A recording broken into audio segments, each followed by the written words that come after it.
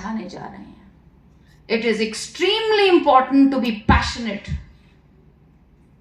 जब तक पैशन नहीं है, वो कुछ करने का जज्बा नहीं है, मजा नहीं आता है, तब तक सब कुछ बेमाने है। क्योंकि जिस दिन पैशन आएगा, जिस दिन उस चीज को अच्छे से करने की इच्छा शक्ति आप दिखाएंगे, तभी बच्चों को हम आगे अच्छी और सही राह दे सकते हैं। और आनंद कितना आता है। आई हैव सीन, मैं 18 साल के बच्चों को एमिटी यूनिवर्सिटी में पढ़ा चुकी हूँ। बहुत टफ एज है 18 साल की, आसान नहीं है। आप भी पढ़ाते हैं, छोटे बच्चों को भी पढ़ाना आजकल आसान नहीं है। But we have to understand कि बच्चा जो है उसको आप जैसा चाहें वैसे मोल्ड कर सकते हैं।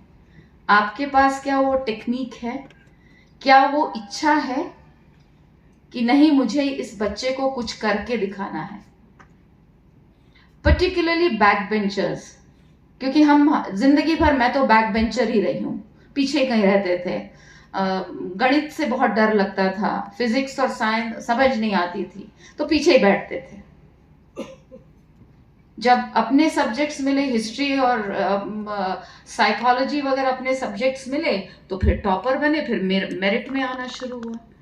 लेकिन आज मैं बोलना चाहूंगी, अगर मुझे गणित नहीं समझ में आया, ये नहीं था कि मुझ में बुद्धि नहीं थी, मेरे शिक्षकों ने मुझे ठीक से पढ़ाया नहीं। जब मैं अजय का देखती हूँ और सुधा को देखती हूँ कोटद्वार में अबैकस से ये लोग बच्चों को पढ़ा रहे हैं मैथ्स, या कभी कभी टीवी पे वैदिक मैथ्स का कोई प्रोग्राम देखती हूँ, तो इतना आसान लगता है।